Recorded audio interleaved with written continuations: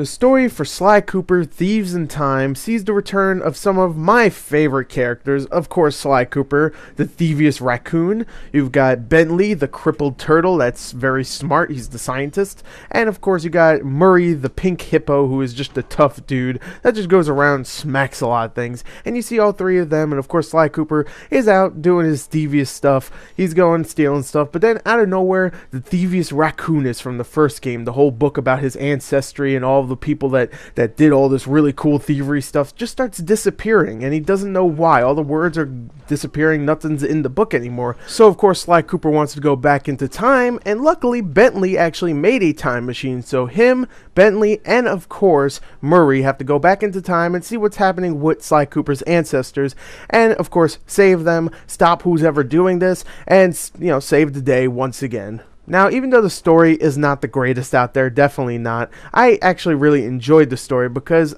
it's been so long since we had a Sly Cooper game, and it's just so good to have a new one that continues the story and actually makes me, entertained. It makes me happy that these characters are back because I really do love all these characters, including the new characters like Sly Cooper's ancestors and some of the new villains in the game. I really enjoyed the characters, and while the writing is definitely more kid-friendly than the other games, I still enjoyed some of the jokes and some of the humor and just some of the dialogue that's in it. So overall, I think the story here is pretty damn good. It's not amazing, it's good though. But now let us talk about the sound, which I like to start off with the voice acting. And Sinzaru Games, I congratulate you here because you got the main three voice actors from the first three games that voices Sly Cooper, Bentley, and Murray, and you got them back for this game, and they are still fantastic, and they still sound like their characters. Thank you for not recasting them like I thought you might. Thank you. It's been years, so it could have been someone completely different that voices these characters, but no, it's all the same people, and that's good, except Carmelita Fox, who has always been voiced by someone different in like every game, so that's fine. But everybody else does a great job. All the new characters, all the voice acting is great in this. The soundtrack is very sleuthy at times and, very, very cartoony at others, and it works here. And the sound design, again, the same thing. It's very cartoony and very sleuthy at times, too. So, you know what? I'll give it that. And sleuthy, like being a sleuth. It's sleuthy. It doesn't even sound right. So anyway, yeah, the sound here is, I would even say great. Yeah, it was great.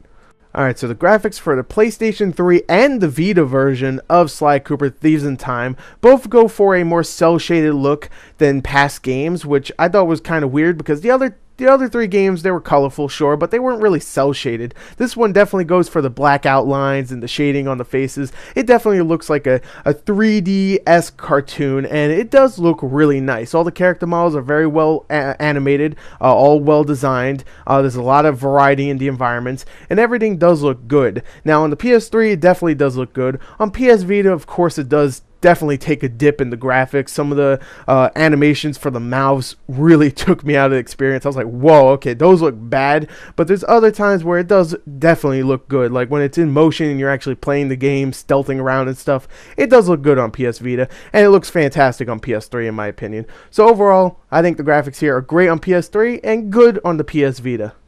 And now let's talk about the gameplay, which the last three Sly Cooper games were stealth-oriented. You play as Sly Cooper, you go around, you stealth it up, you pickpocket people, you kill them in silent, just like many stealth games. But later into the series, you started to play as Murray and Bentley's characters, which are more action-oriented, and those were still good, don't get me wrong, but I love the stealth portion, and here, it's still fantastic. You get to roam around as Sly Cooper, or even a couple of his ancestors that are allowed to go around and, stealth it up a little bit, and those are great. But when it gets in the action where you actually Murray or Bentley, you're actually like, grabbing people, throwing them around, smacking them around a little bit, I don't think the action is fantastic. It definitely feels a little dated. It's a little sluggish.